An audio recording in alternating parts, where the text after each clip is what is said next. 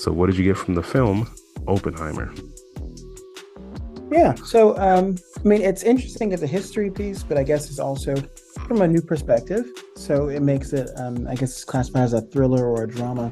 And I haven't done like a lot of fact checking to see, what may have been over exaggerated or kind of ran together or skipped that kind of stuff because it was already such a long movie.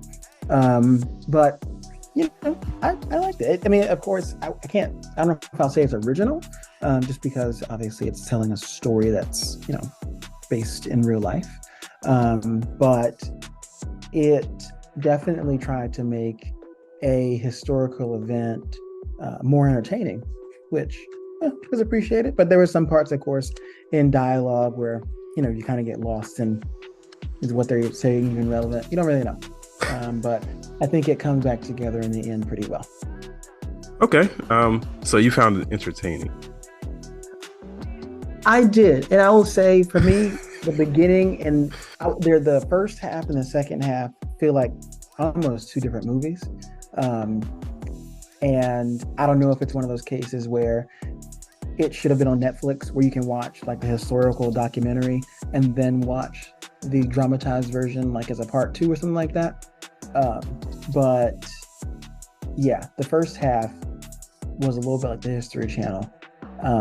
Once the bomb went off, it picked up a little bit. There was a little more speed, a little bit more emotion, I think, and that made it more interesting. But the first half was a bit rough. Okay. I felt like pieces of it were pretty interesting than others. It just really wasn't. I mean, I don't want to sound ignorant, but a lot of this was boring. It was pretty Yeah, boring. Um, a lot of history. yeah, I mean, there's nothing wrong with history. It's just maybe how it was dramatized, you know. Sure. I mean, a lot of it is guys just talking in a room Hmm. and getting excited about, the quantum realm and things like that, which can be pretty interesting, but it depends on how you show it. Hmm. And a lot of it is just talking. Um, you know, I did like the internal struggle that Oppenheimer had. That Sure. was shown pretty well. Um, he had many women flocking to him for Hmm. reasons they didn't really show in the movie. They just showed up.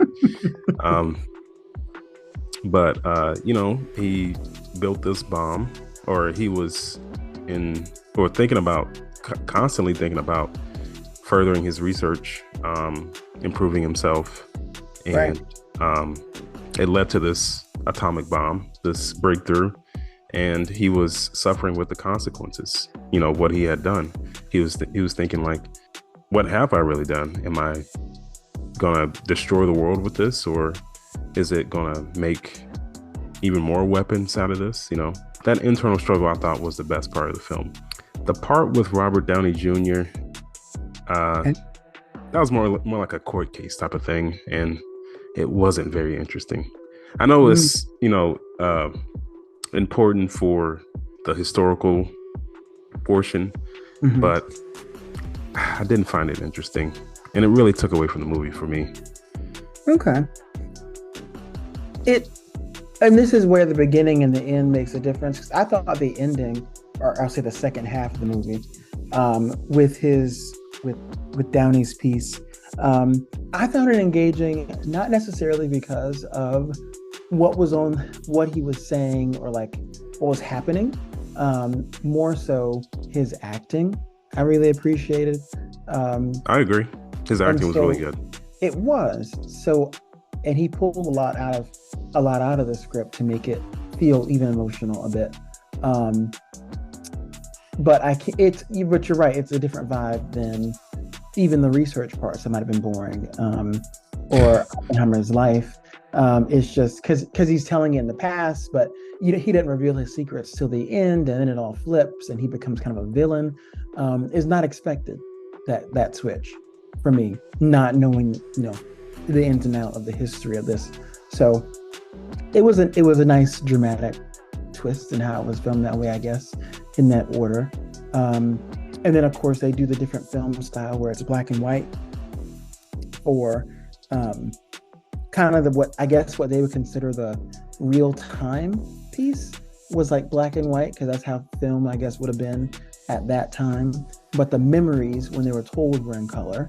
And then the future, which wasn't present day, was also in color, which was interesting. Well, from some of the research that I did, so it was like two different perspectives that were being shown on the screen. So Oppenheimer, his perspective was shown in color. And then we had the perspective of Robert Downey Jr.'s character, Strauss. Yeah. So that was more of kind of like an objective view of what was thought about Oppenheimer. And that's why they put it in that black and white color. Thanks for watching. And if you would like to be featured on our podcast, make sure to click the link in the description.